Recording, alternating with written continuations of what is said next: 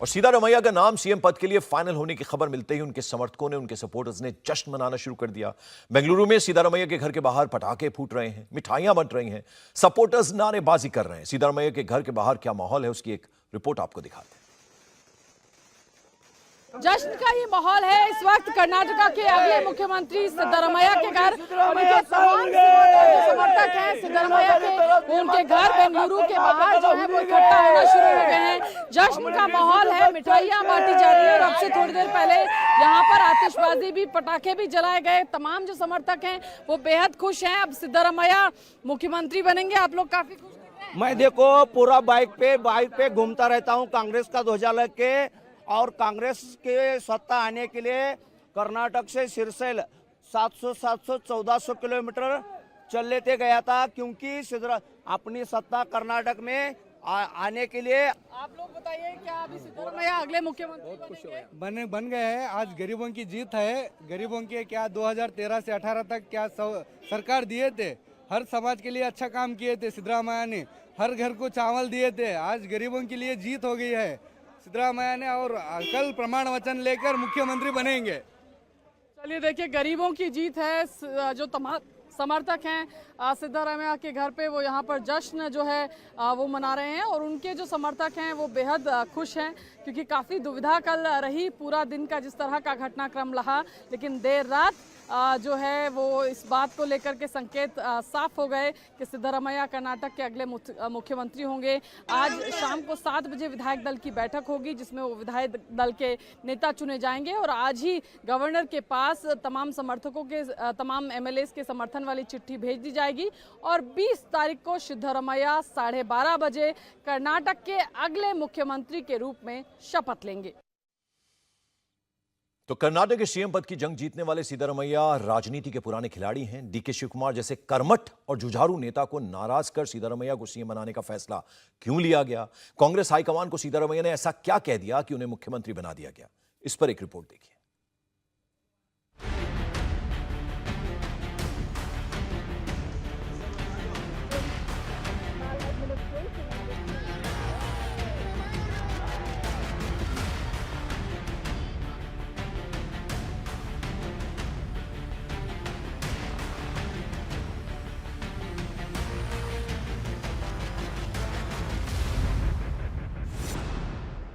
सिद्धारमैया कर्नाटक की राजनीति के बड़े बाजीगर हैं। राजनीति का संतुलन साधने की कला में उन्हें महारत हासिल है। बेंगलुरु में कांग्रेस विधायक दल की मीटिंग में ऐसा जादू दिखाया कि 90 विधायकों का समर्थन उन्हें मिल गया। उसके बाद दिल्ली पहुंचे तो हाईकमान पर भी उनका जादू सिर चढ़कर बोला।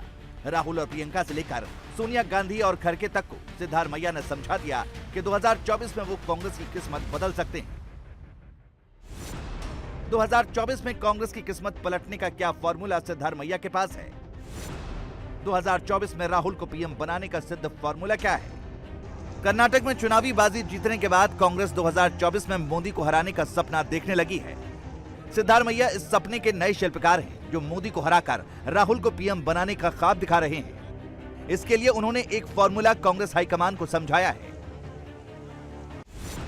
यह फॉर्मूला उसी अहिंदा मूवमेंट से निकला है जिसके शिल्पकार सिद्धारमैया माने जाते हैं। इसमें उन्होंने ओबीसी, दलित और अल्पसंख्यकों को एक साथ रखा है। कर्नाटक में कुर्बा 7%, दलित 27% और मुस्लिम 13% हैं, जो करीब 47% बैठते हैं। ये एक बड़ा वोट बैंक है। अगर इसमें डीके के वोका लिग्गा को मिला दिया जाए, जिनकी राज्य में 11% आबादी है, तो करीब 58% वोट बैंक बनता है। सिद्धारमैया इसी फॉर्मूले से 2024 में कमाल दिखाकर राहुल गांधी को पीएम बनाने का सपना दिखा रहे हैं। 2024 में कांग्रेस का टारगेट कर्नाटक की 20 लोकसभा सीटें जीतने का है। राज्य में कुल 28 सीटें हैं। 2019 में बीजेपी ने 25 सीटें जीती थी, जबकि कांग्रेस को सिर्फ 1 सीट मिली थी।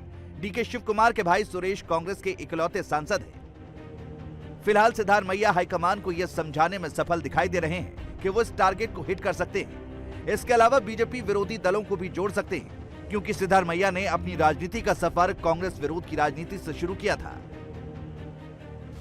बात 1983 की है। ओल्ड मैसूर की चामुंडेश्वरी विधानसभा सीट से सिद्धारमैया अपनी किस्मत आजमाना चाहते थे। उन्होंने जनता पार्टी से चुनाव लड़ने का फैसला किया, लेकिन जनता पार्टी के तत्कालीन अध्यक्ष एचडी देवगौड़ा ने टिकट देने से मना कर दिया।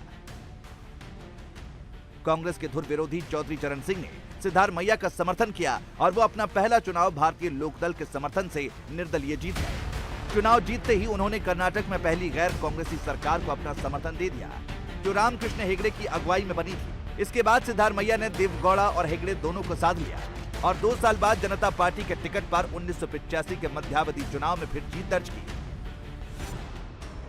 सिद्धारमैया ने 1983 में राजनीति शुरू की और 2 साल बाद 1985 में मंत्री बन गए। पहली बार जनता पार्टी की रामकृष्ण हेगड़े सरकार में परिवहन और पशुपालन जैसे महत्वपूर्ण विभाग का जिम्मा मिला। 1994 में देवगौड़ा की सरकार में वो वित्त मंत्री बने और 2 साल बाद 1996 में कर्नाटक के डिप्टी सीएम तक पहुंच गए। 3 साल बाद देवगौड़ा ने उन्हें जेडीएस का प्रदेश अध्यक्ष बना दिया। 2004 में कांग्रेस और जेडीएस की साझा सरकार में सिद्धारमैया दोबारा डिप्टी सीएम बने, लेकिन जैसे ही देवगौड़ा ने अपने बेटे कुमारस्वामी को राजनीति में बढ़ाना शुरू किया, सिद्धारमैया ने ओबीसी, दलित और अल्पसंख्यकों को एकजुट करने के लिए अहिंदा आंदोलन को बढ़ाना शुरू कर दिया। सिद्धारमैया का जनाधार बढ़ता देख देवगौड़ा को चिंता सताने लगी कि उनके बेटे की राह में वो रोड़ा बन सकते हैं। लिहाजा पार्टी विरोधी गतिविधियों के आरोप में 2005 में सिद्धारमैया को जेडीएस से निकाल दिया गया। इसके 1 साल बाद सिद्धारमैया ने 2006 में कांग्रेस का हाथ थाम लिया। सिद्धारमैया के जनाधार को देखते हुए सोनिया गांधी खुद 2006 में बेंगलोर पहुंची और उन्हें कांग्रेस पार्टी में शामिल कराया। 2013 के विधानसभा चुनाव में सोनिया गांधी ने सिद्धारमैया को बड़ी जिम्मेदारी दी और उनके नेतृत्व में कर्नाटक का चुनाव कांग्रेस ने लड़ा। सिद्धारमैया के अहिंदा वाले जातीय समीकरण ने कमाल दिखाया और कांग्रेस 122 सीटें जीतकर बहुमत पा गई। सिद्धारमैया की कुंडली में 3 का योग।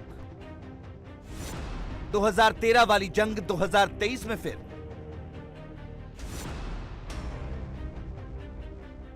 2013 में सिद्धारमैया कुर्सी के फेर में फंसे थे।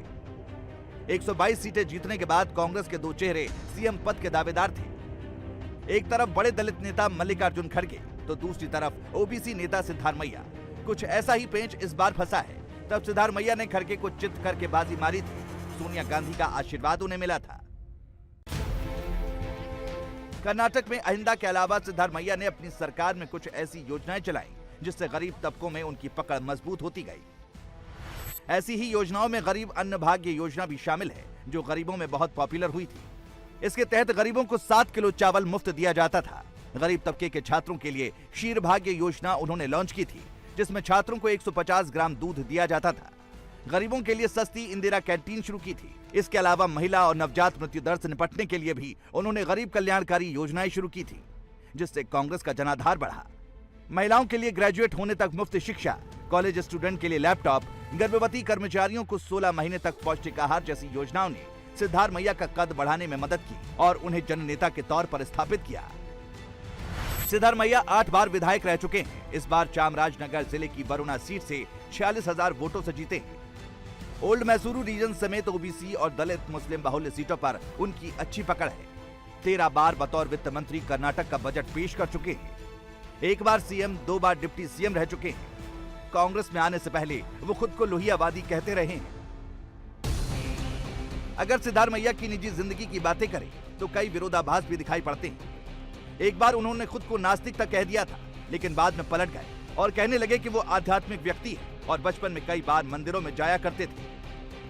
कांग्रेस मैनिफेस्टो में बजरंग दल पर बैन लगाने का मुद्दा जुड़वाने में उनकी भूमिका सबसे प्रमुख मानी जाती है। सिद्धारमैया जानते थे कि इससे बीजेपी धार्मिक एजेंडे में फंस जाएगी और विकास का मुद्दा छूट जाएगा। कुछ ऐसा ही हुआ। चुनाव में पीएम मोदी जय बजरंग बली बोलते ज्यादा दिखे और कांग्रेस के ट्रैप में फंस गए। राजनीति में आने से पहले सिद्धारमैया वकालत करते थे। कुछ समय के लिए ओल्ड मैसूरू के एक विद्यालय में टीचिंग भी कर चुके हैं। सिद्धारमैया की एक और ताकत कर्नाटक की राजनीति में उन्हें चैंपियन बनाती है। सिद्धारमैया पर भ्रष्टाचार का कोई आरोप नहीं है, इसलिए तमाम पोल में 40% लोगों ने उन्हें सीएम की पहली पसंद बताया था। बीते 40 साल में वो कर्नाटक के इकलौते नेता हैं जिन्होंने अपना 5 साल का टर्म पूरा किया। लेकिन सिद्धारमैया को लेकर कर्नाटक का एक बड़ा तबका नाराज भी हो सकता है। ये कर्नाटक का लिंगायत समाज है जो सबसे बड़ा वोट बैंक है। इनकी आबादी 16% है। आरोप है कि सिद्धारमैया ने 2018 के चुनाव से ठीक पहले लिंगायत को अलग धर्म का दर्जा दिया और उन्हें 2 वर्गों में बांटने की कोशिश की। उन्होंने अपनी सरकार में मुसलमानों को खुश करने के लिए टीपू सुल्तान की जयंती धूमधाम से मनाई, जिसे बीजेपी ने मुद्दा बनाया। बीजेपी का आरोप है कि टीपू सुल्तान ने हिंदुओं का कत्लेआम करवाया था। सिर्फ वोट बैंक के लिए सिद्धारमैया ने उन्हें हीरो बनाने की साजिश की। इसके अलावा सिद्धारमैया पर पीएफआई और एसडीपीआई के कार्यकर्ताओं को रिहा करने का आदेश देने के आरोप है, जिनके ऊपर राष्ट्र विरोधी गतिविधियों में शामिल होने के केस थे। इंडिया टीवी हर वक्त हर जगह डाउनलोड करने के लिए सर्च करें India TV news Google play store या ऐप स्टोर पर।